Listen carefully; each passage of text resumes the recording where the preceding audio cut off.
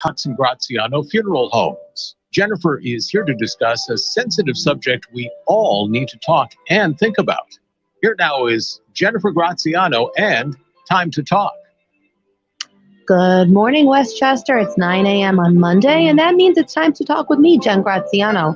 I'm a licensed funeral director who oversees my family's funeral homes, Cox and Graziano of both the Mamaroneck and Greenwich and the Zion Memorial Chapel of Westchester.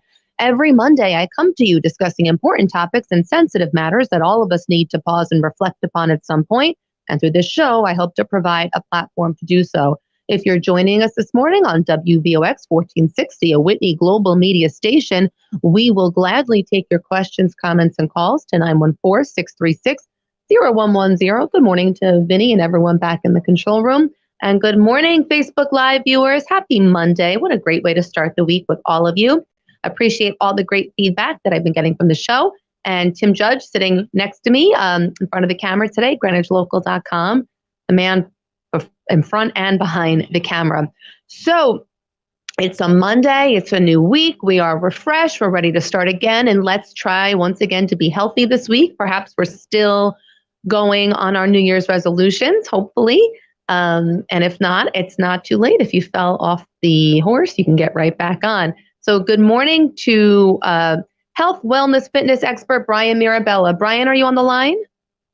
Yes, Jen. Can you hear me? I can. Great to hear from you. It's been a while since we had you on the show. Yes, it has. I'm so excited to be back on. Thank you. Thank you for being here. So I teed you up a little bit in the morning show when I was on with Dennis and Tawny, because you are a health and wellness expert. I want to get to what your official title is, but you have such an unconventional approach to health and to your diet, but it works wonders for you, and you so strongly believe in this.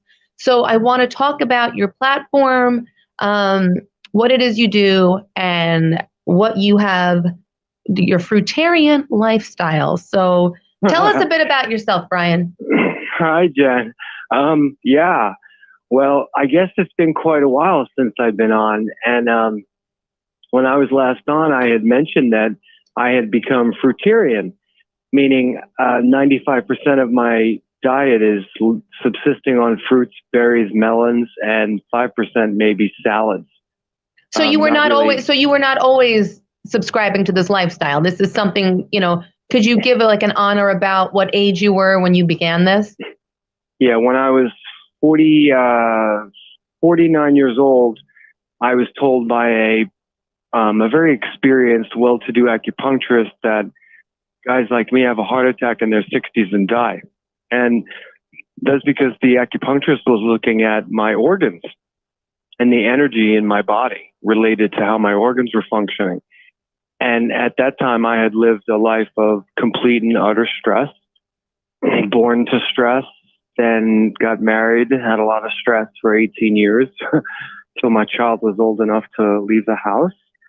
And, stress is what comes back to haunt us. Yes. And I found that it was destroying my organs. And he looked at my tongue and said it was from childhood, like an acupuncturist can see these things. And so I had done a lot of research that a fruit diet would clean you out at the same time that it nourishes you. No other fruit can do that because apparently humans are what we call frugivores. Their digestive system is really only designed to digest fruits. And I know that sounds crazy because a lot of people are healthy living on meat and fish and vegetables, but there are also a lot of people that are not healthy. And we wonder why the reason it is for that. Well, some people are just better adaptable to eat a diet where they mix a lot of foods. But if you look at nature, you'll never see an animal anywhere in nature eat more than one food at a time.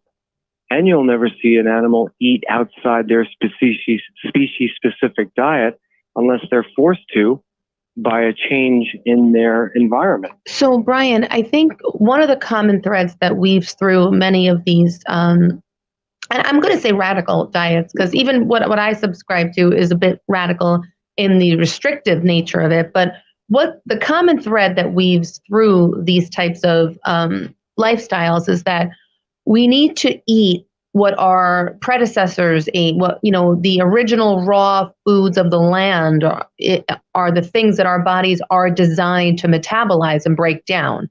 So when you talk about fruit, I mean, we know meat's been here since the beginning of time. I mean, humans are carnivores by nature as well. But when we talk about fruits, have these fruits, I mean, from the beginning of time, as far back as we can go, were there berries? Were there melons? Was early man eating and digesting this? Was it readily found in the land that was here at the beginning of time? The answer is an absolute yes, because as far back as we know, we can go geology, that we were a tropical climate. Okay. And all the hominids that were surviving in a tropical climate would have been even more protected by a forest than an open savanna, where they're much more easily killed, right? So they'd like to have you believe that you evolved on the Serengeti, where you devolved to eat meat, and that's how you grew a bigger brain. But that couldn't be further from the truth, because if God were to place you naked anywhere on this world, you would never have the ability to kill an animal, because you don't have any tools in your body to do it. And your brain would have taken you millions of years to figure that out, just to make a fire. And then you'd have to understand how to kill an animal. And then you'd have to understand how to eviscerate it. I mean, you guys think about all that. Yeah. None of that is natural. It took the brain to adapt to do it. But for millions of years, we were living in symbiosis. And symbiosis was the fact that there were readily beautiful, vibrant colored fruits everywhere hanging on trees. And these fruits have seeds in them. And then when the hominid or another animal ate the seeds of the fruit, it would procreate it around the rest of the forest. Every other animal has been given a tool to eat their species-specific diet, and we don't have any of that except for the digits that we can pluck stuff off trees. Is there a difference in your diet of fruit that's found, certain fruits that are found readily in a given environment? Like up here in the Northeast, we're limited with our growing season, whereas down in Florida, you have a year-round growth of certain fruits such as oranges. Does it matter, fruits that are readily found in a certain area that are endemic to an area versus now you see indoor gardens? Does any of that bear weight on your diet, where the source of the fruit is coming from? Yeah, well, luckily I do live in the heart of New York City, and I could get fruit anywhere. It's kind of easy. And everything is flash frozen, even if it comes from South America. So the freshness is still there, especially with fruit, because it hasn't been alive very long. So you could eat fruit at any point throughout the year, which I do, even in this cold climate, because I'm not done finished cleaning my organs, although I have cleaned out the major damage. My acupuncturist told me not to do it. He didn't think it was going to be healthy for me. And now, 4 years into this diet, he says, what I've done with my body is nothing short of remarkable. He's never seen it. And I keep hitting new layers of cleanliness where I can feel the difference. And then it was my breathing practice that got me onto this kind of lifestyle. I started doing a specific breathing practice a year and a half before that.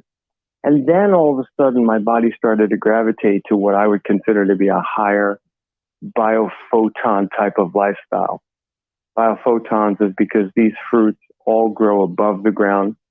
So they're being nurtured by the sun. And they very specifically have what's called structured water, which is HCO3.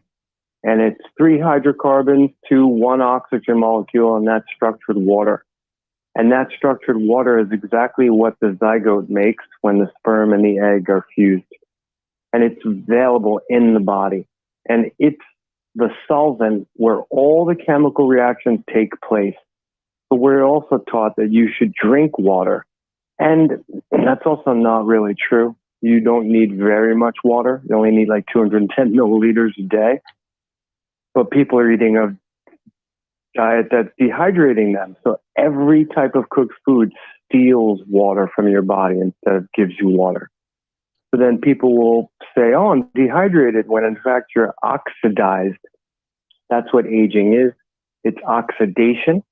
So I'm looking to put in what I call a mucus-free lifestyle, where the foods don't leave residue. Fruit is the only food known to man that doesn't require insulin. That means every other food that requires insulin means your body has to burn energy to break down the food. You know, there's no second creation in nature. You can't ingest protein to make protein. I don't know where that came up with, but it's unproven and it's not true.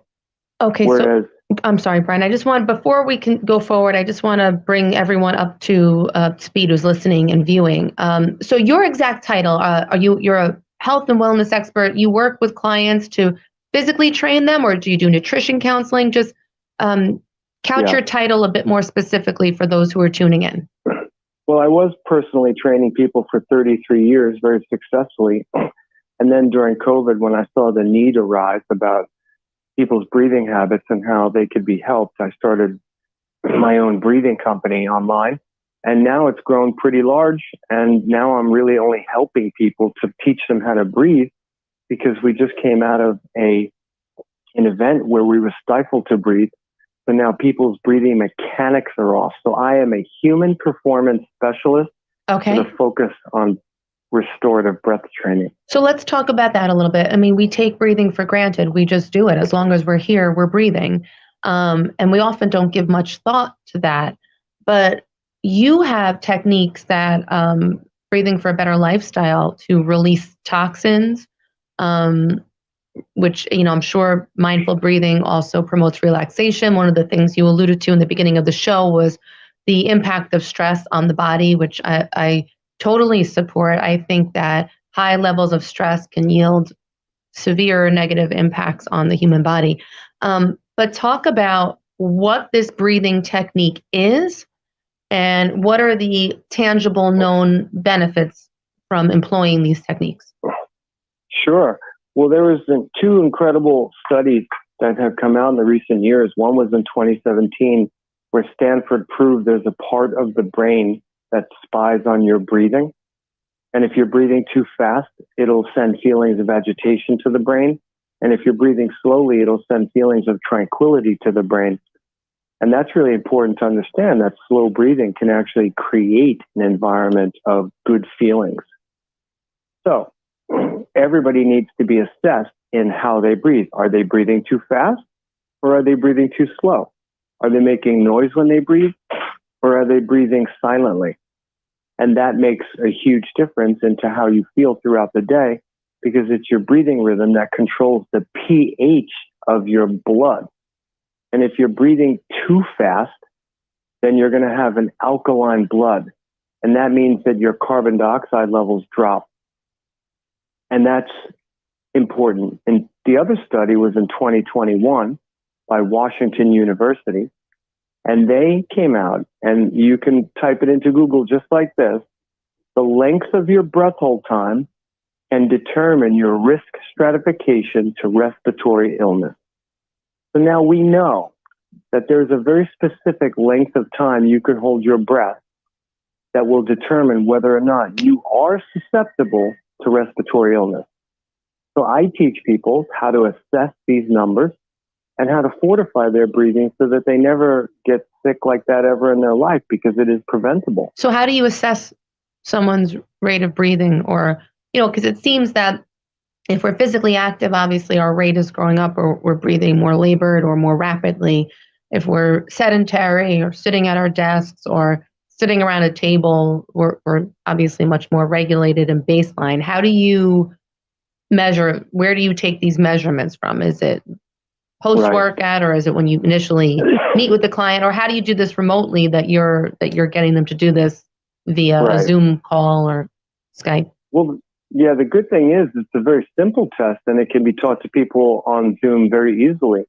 And you would wake up in the morning and you could sit still for about 5 to 10 minutes. Just sit still.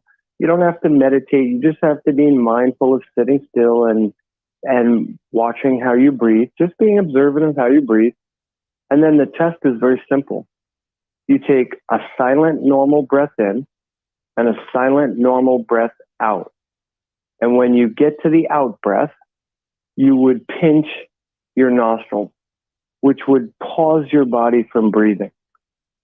As you pause your body from breathing, you wait till you have your first definitive sign that you're holding your breath.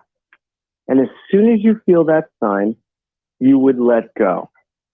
And that length of time, when you pause your breath and when you feel it, is what we call your threshold to carbon dioxide.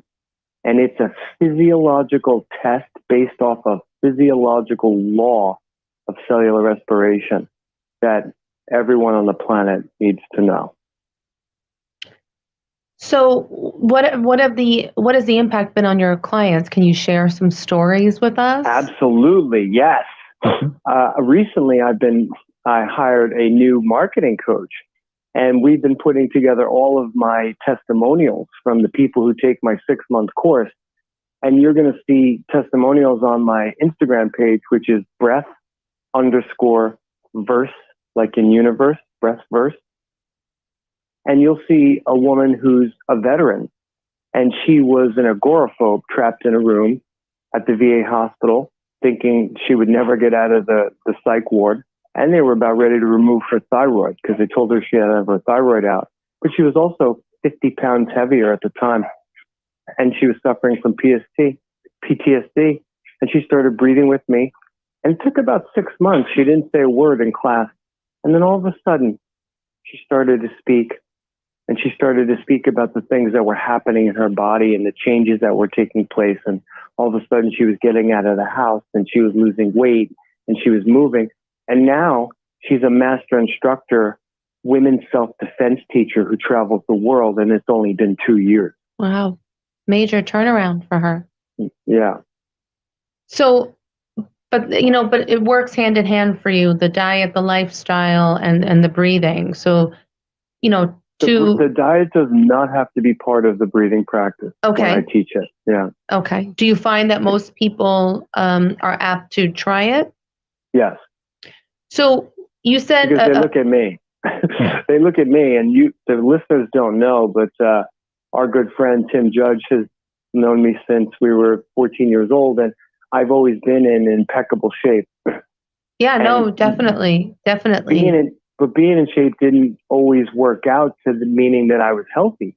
And that's what, even being in shape 5 years ago, everything was unhealthy, and it was because of the way I was breathing. So it didn't matter what I looked like.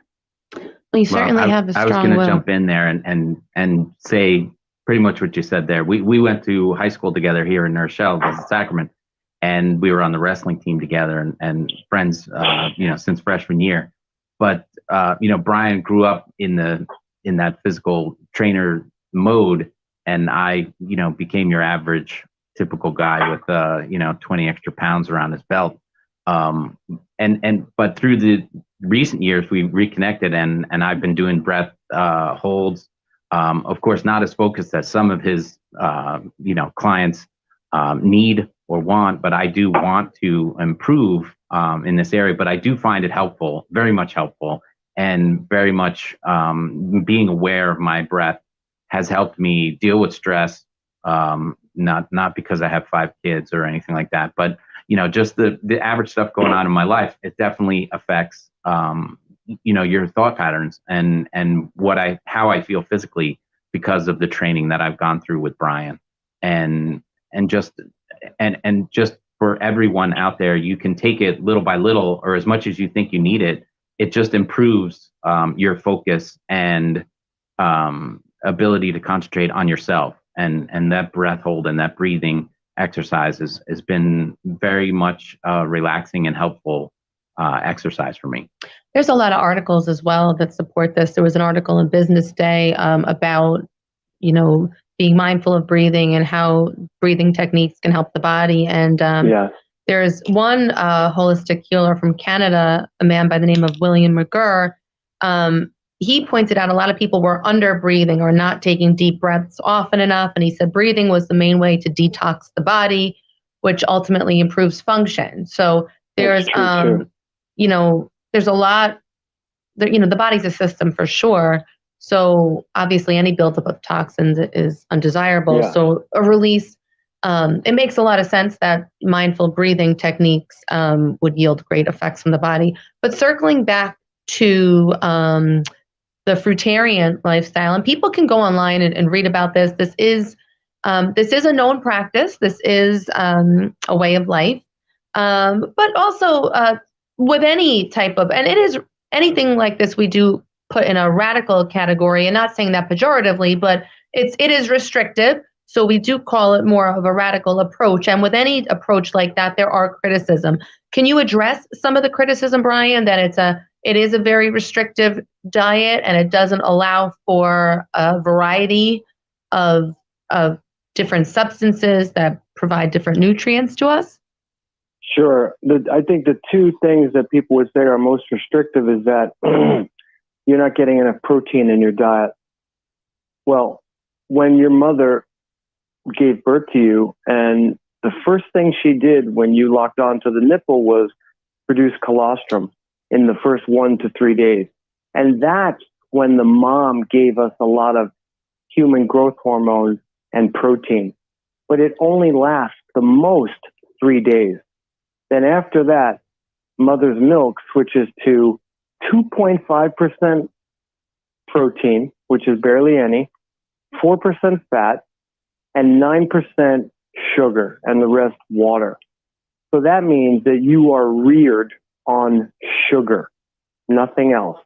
You need very little protein and very little fat. You're reared on mostly sugar.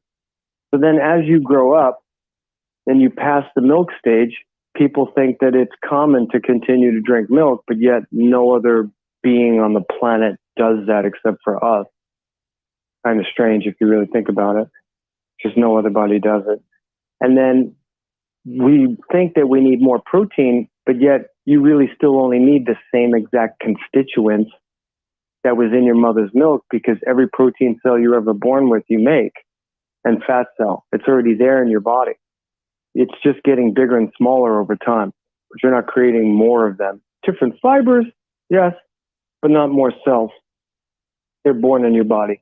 And the other misconception is that fruit sugar is too much sugar.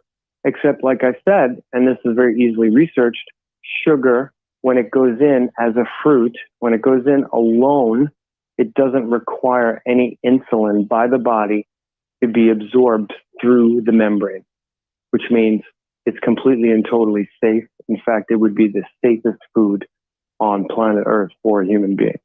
When I did some research on fruitarian lifestyles, some notable followers came up, and for 5 years, Mahatma Gandhi was a fruitarian. Nice. But he was advised to return to a vegetarian lifestyle due to a pre-existing medical condition. Ashton Kutcher adopted this diet to play a role when he was playing Steve Jobs in Apple for weight loss. He did this, but this actually, he said, affected his pancreatic levels, so he came out of the diet once that happened.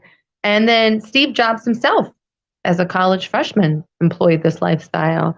So it's certainly, a known diet. It's not a fad. It's been around for a while. They also say that nuts and seeds are a part of this diet, but that remaining 5%, Bryan. So fruits, nuts, seeds. What else is permitted? What else would be even rarely permitted or sometimes permitted in this diet? Okay. Well, my theory is that I'm still not clean enough in my body. I want to continue to clean. So to do that, I have to eat a food that doesn't leave any residue. And that would mean it needs as little insulin as possible. So number one, it'll be any kind of fruit. Then number two, I could switch to leafy greens. Okay. So when I feel like I want to eat something else, which is only at night, if I feel like I don't want to eat fruit today, then I'll have a spinach salad with some form of vegan dressing. But I won't put anything on the salad because, other than the salad, because I'm I don't want to mix foods. When you mix foods, they turn to acids in the belly. And this is where everyone on the planet doesn't understand, is that it doesn't matter what the food looks like above ground. It matters how it mixes in your body. And if it turns to acid, then you're going to have to use oxygen to get rid of the acid, and you're going to need insulin. And then after salads would be seeds, then nuts, and then vegetables. Okay. So, but again, this is working for you. This has worked for people. You've given us some fruit for thought here, but we've been speaking with Bryan Mirabella, human performance expert. Can you just give us your website, Bryan, for listeners and viewers today? It's quantumfitness.org. Quantumfitness.org. Okay, well, thank you, Bryan, for taking the time. And thank you, everyone, for taking the time to listen as we took the time to talk. Have a great day, Westchester. We'll see you soon. Bye-bye.